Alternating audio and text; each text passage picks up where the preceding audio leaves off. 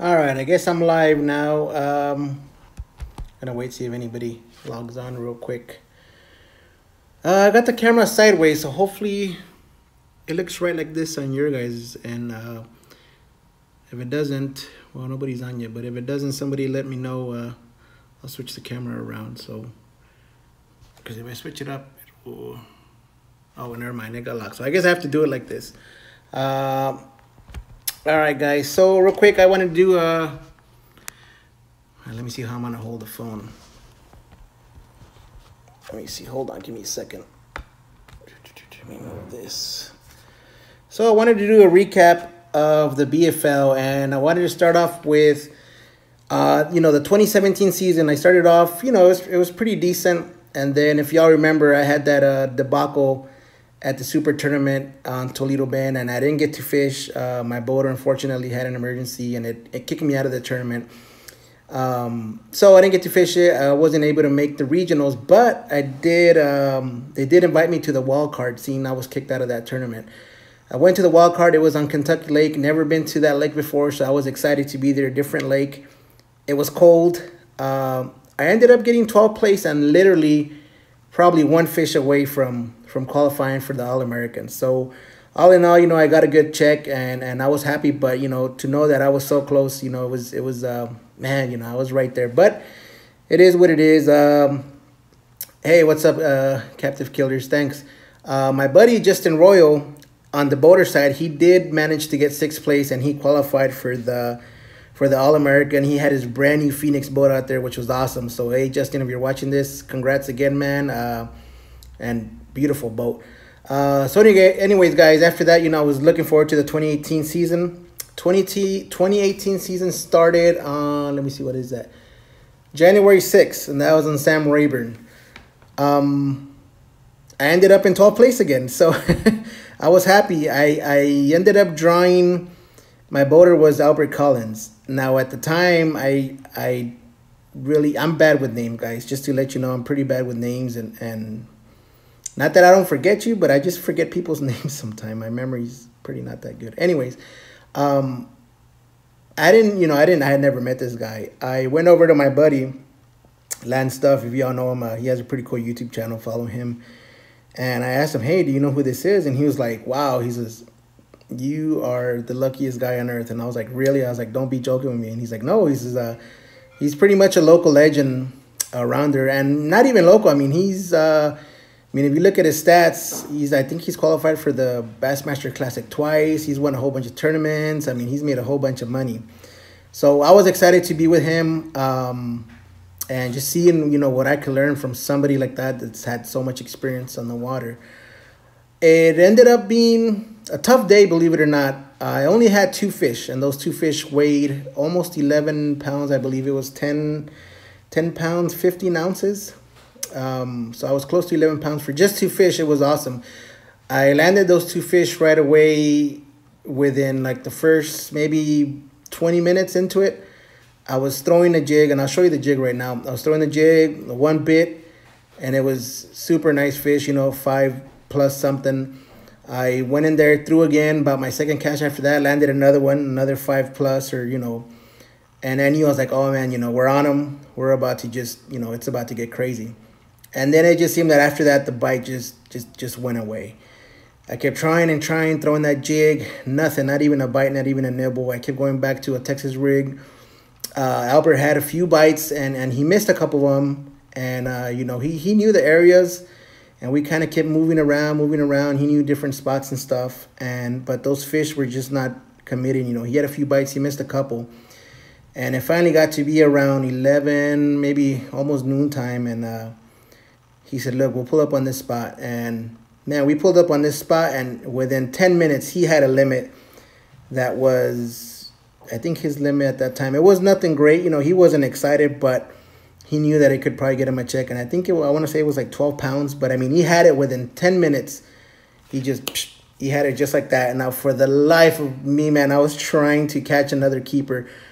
I ended up catching one on a Texas rig, and he was just barely touching the line. So I decided to keep him, but you know, I thought, you know what, when I get to the weigh-in, I'm gonna measure him before taking it on stage, and you know, if he's touching, I'll risk it. But you know, I wasn't sure, so I put him in the box, and he was touching the line, and I was trying, you know, we were trying. Finally, it was getting close to where we had to go back. We ran pretty far, and we needed at least probably an hour to run back. And you know, he started landing some more fish, and he started calling, and I knew, like, man, you know, this is my opportunity. I was trying, and he kept telling me, he's like, man, we got about 5 more minutes. And then I was just trying. I had a few bites. I missed one, and he just said, we got to go. And I knew it because I know I wanted to go too, because we couldn't risk being late and me losing weight. I know I had 2 good fish to where I knew that, yeah, I could possibly get a check.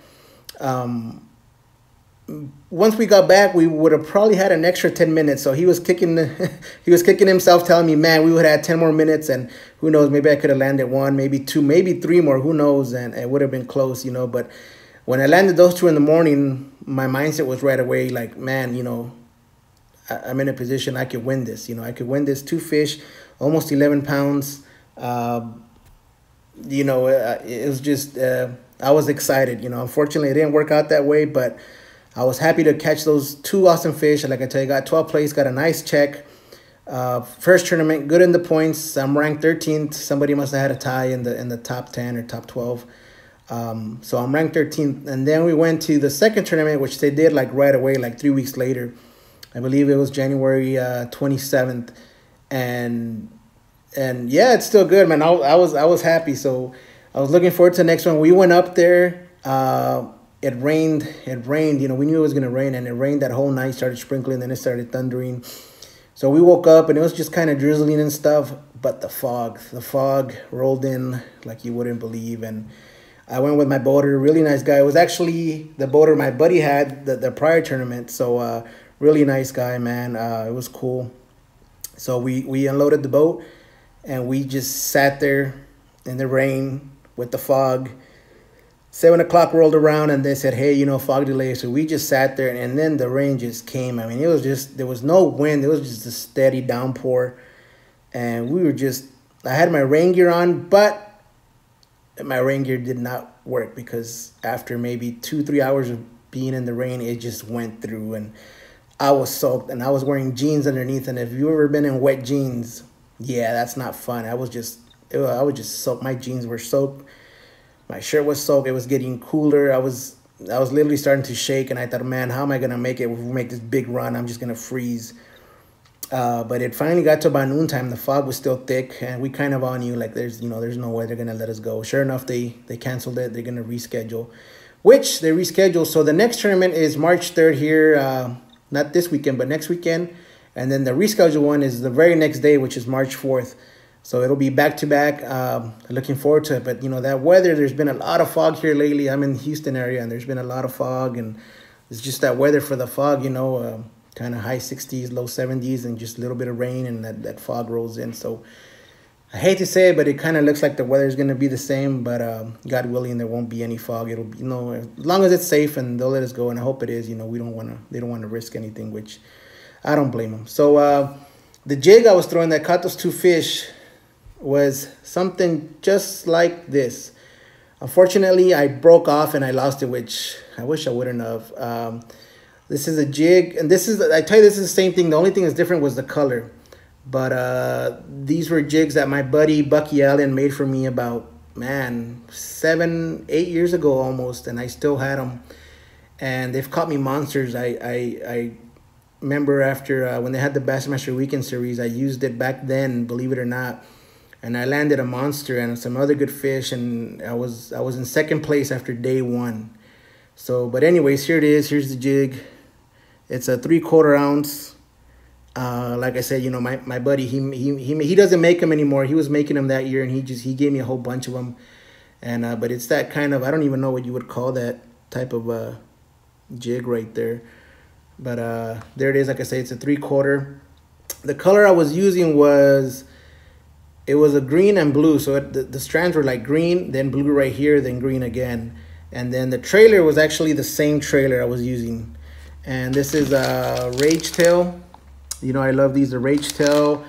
This is the Rage Crown. This is in the green pumpkin, purple gold color, okay? So that's a trailer I had on there. So just imagine these colors were green and blue.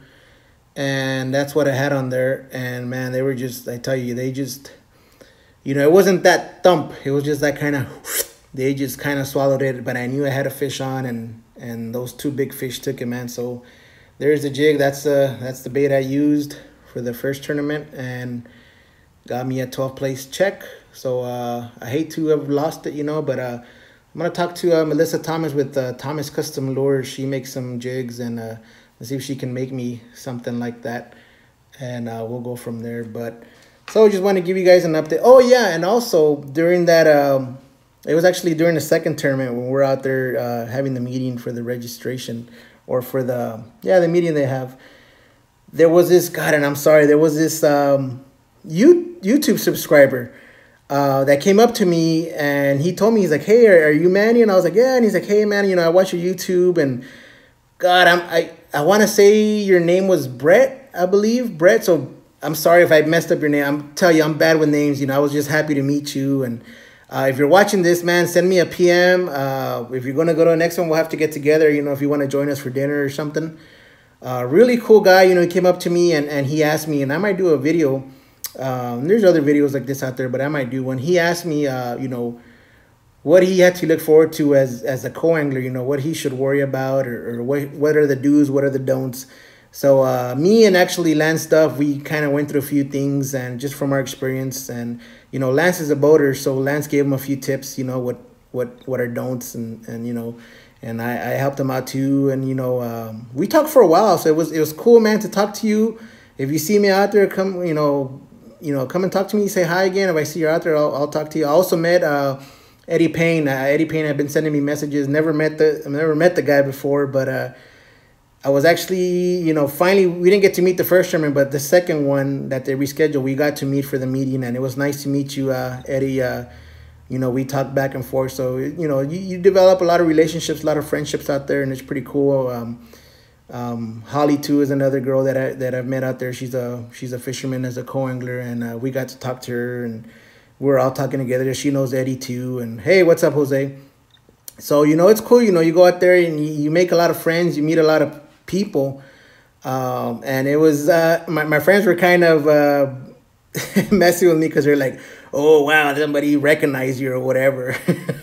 Hey, Jose, I'm talking about how you guys were messing with me at the time that I think his name was Brett, that he came and talked to me. Remember at the tournament where he was like, hey, are you Roscoe Bassin? Are you Manny? I watch you on YouTube. So it was cool to me. I liked it, and my friends were just kind of teasing me about it.